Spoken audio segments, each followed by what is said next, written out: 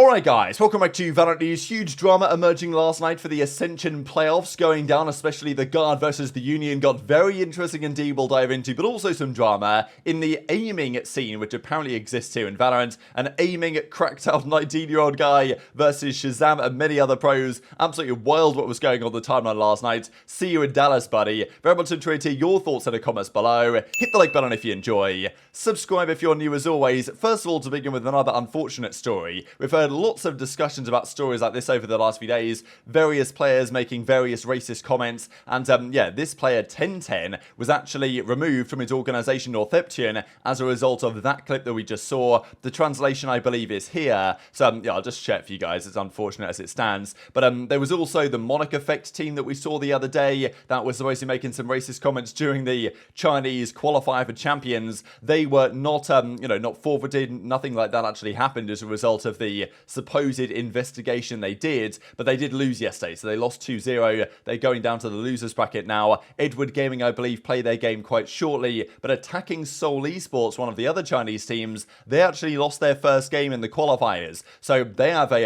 definitely a massive task ahead of them to get back to where they want to be. But let's dive into this. So if you guys didn't see this last night, this is hilarious. 8,000 likes on this tweet, and this comes from Neon, AimBotNeon, who is seemingly like an aim specialist. I'm not really sure why these people exist, but I guess we'll dive into it. So what he says on Twitter here is, why does the ghost not shoot straight? You guys can see that when he fires the bullets here, the bullet doesn't always land where the crosshair is, and this shouldn't be a surprise to anyone who's played a tactical FPS. Like there is always some element of aim randomness and inconsistency for different weapons. That first shot accuracy depends on the weapon you have, and at this range it's expected that the bullets will deviate slightly from where the crosshair is. There is just an expected randomness. Now, Neon says, guns in Valorant are way too RNG to be competitive. Pistols don't shoot straight at all. Bullets completely not even on my crosshair while standing still shooting slowly. Tactical shooter with precise gunplay. Now,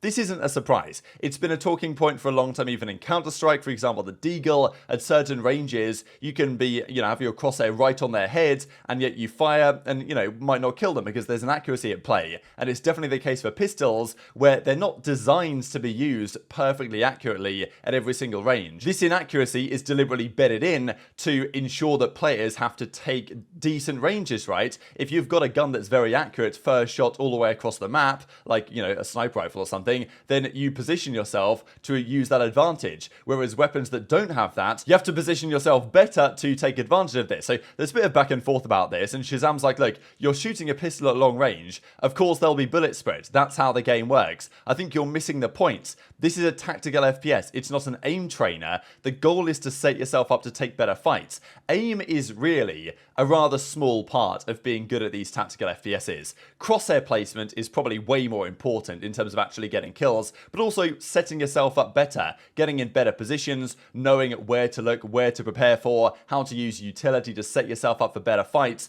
Those are all more important things than actually the aim and moving your crosshair to click on their head. That's important, obviously, in a game like this, but if your crosshair placement's good, the aim is actually less relevant, and it's setting yourself up in a better position to take advantage of the strengths and weaknesses of the weapon that you have. So ShahZaM's on the money here as far as I'm concerned. But then we get Neon replies and says, "I'll see you in Dallas, buddy." And everyone was like, what do you even mean? What is in Dallas? What's going on in Dallas? It almost sounds threatening, though. He's like, I'm going to turn up to Dallas and beat your head in or something for disagreeing with me. And his actual point was a bit different. And ShahZaM's like, I don't know what this means. So Neon then replies, I really shouldn't be telling you this since it's more of an AIM community thing, but since this event is with pros and top US aimers, nobody realizes that all the pros are going to get embarrassed at the event. This isn't meant to be rude or anything, it's just what will happen. So this is just hilarious. And then there's even some further responses. So Neon says, well, if TenZ and Ye are invited to the AIM Lab event, I can guarantee they will get embarrassed too. It's just what it is. Watch the event on the 29th. We'll get into what this event is in a second. Yes, I'm dead serious. I can guarantee that my pure aim mechanics and mouse control alone is better than any professional player. Better than any professional player in Valorant. The way of proving this is through an aim trainer or some way of showing raw aim control, but basically just an aim trainer.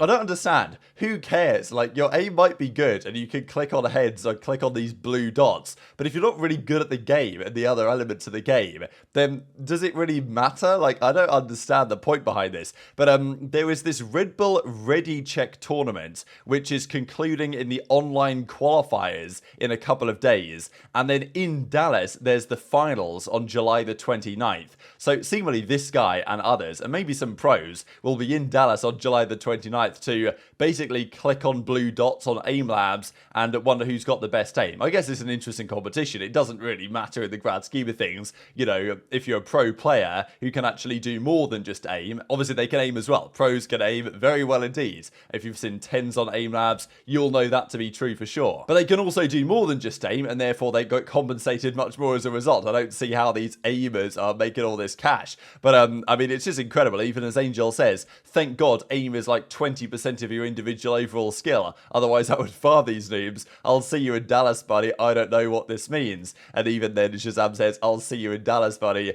So, I mean, this was just hilarious, to be honest. This copy pasta is fantastic, and we actually get this here from Sentinels. I really shouldn't be telling you this. You know, nobody realizes the pros are going to get embarrassed. We'll see. I'm looking forward to it. Like, are the pros going to get embarrassed? If there are pros there, I highly doubt it. But, yeah, I guess this guy's just built different at clicking on blue dots, and he's going absolutely hog wild on Twitter as a result of it. So yeah, very much enjoyed your thoughts on that in the comment section below. But we've got to dive into the Ascension playoffs in the Americas, the only region where there was really much action going down last night. The Fusion eliminated by 9Z. Pretty comfortable victory for these guys in the end. Good result for them. Split was 13-4 and then 13-9 on Ascent, and 9Z move on. They survive in the tournament. Double O Nation also out of the tournament now. So those two teams, Fusion, Double O Nation, eliminated from contention for this year's Ascension qualifiers. M80 take them down. It was not exactly like a walkover, but still 13-10, 13-7. Good enough. M80 get through. Koala Noob especially was very impressive, actually, as was Xander in especially the first map of the series here on Split. But yeah, so these guys, they fall short, and well, Brazil will rely on another team. We'll get into that team just now to make it through as the only team that qualifies from the Americas, and that team might well be the Union. So this was last night's series that I was really looking forward to, the Union versus the Guards. The Union had already taken down M80 in the first series that they played.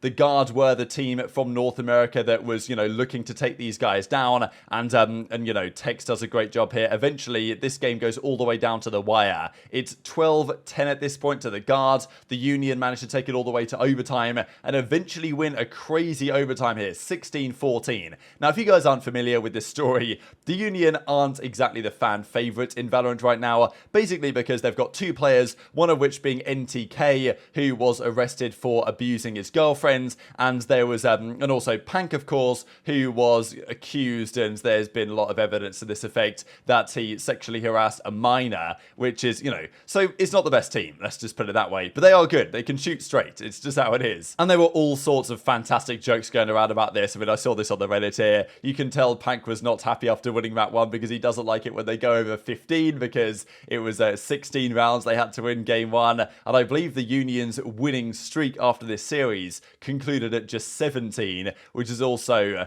interesting poetically, let's say. But after that, the Guard bounced back emphatically, and the next two maps were complete domination. The Union, after winning that 16-14 overtime game one, got destroyed game two here on the Ascent. I believe this was 13-2 in the end. The Guard just completely ran away with it, and then game three was also very comfortable in the end here on the Pearl. So this was really impressive, a statement from the Guard, and I think we expected, to be honest, these North American teams, you know, the Guard, M80 to theoretically be the teams to beat here in these Ascension qualifiers, but we hadn't really seen them kind of stamp their authority until now, and these two maps are highly impressive from the Guard, and definitely now establish themselves as the firm favourites to become the organisation and the team to make it through to franchising guaranteed for next season. So yeah, I mean, this was an absolute demolition job in the end, and to be fair, after map one, the Union guys were giving them a bit of grief the other way, right? You know, crazy overtime, 16-14, they were talking some trash, and and then the guard decided to do the same thing back the other way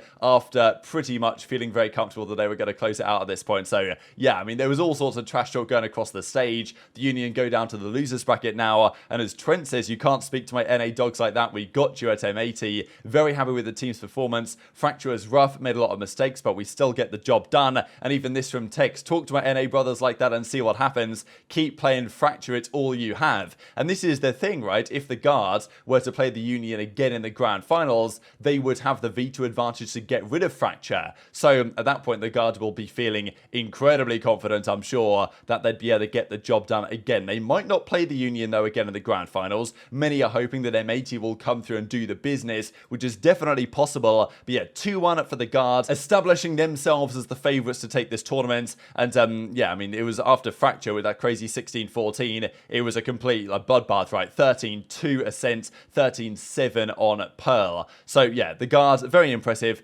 Trent, honestly, is just so good. Like, their entire team is really good, but Trent is just so good. And I would be surprised, honestly, if Trent doesn't get poached away. I thought that he was going to get poached away last off-season, to be honest. I think a team like 100 Thieves could benefit massively from a guy like Trent on their roster, but they didn't get him last time. He was stuck on the guard, and maybe now if he qualifies for the league, then they're going to struggle to get him again, because obviously the guard in that case would very much want to keep hold of him. So this is the way the bracket goes. The Union down to the lower finals, and we've actually got a couple of days off now until July the 8th, where M80 versus 9Z is played, and then just after that they play the Union. I feel like this is a bit of a mistake in scheduling in some respects, because it's interesting, right, that you play right after one another. Maybe it's not, you know, this happens in other esports and stuff, but the Union have to figure out, okay, do we prepare for M80, do we prepare for 9Z? Probably M80 they'll feel like are the most likely team to win, because M80 beat 9Z the first time they played this tournament, but then M80 goes straight away again, like into a crazy losers finals game with barely any downtime. Yes, they might be warmed up, the team that wins this series against the Union, but tough to say exactly who it favours. And then the next day will then be the grand finals, the guard versus one of these three teams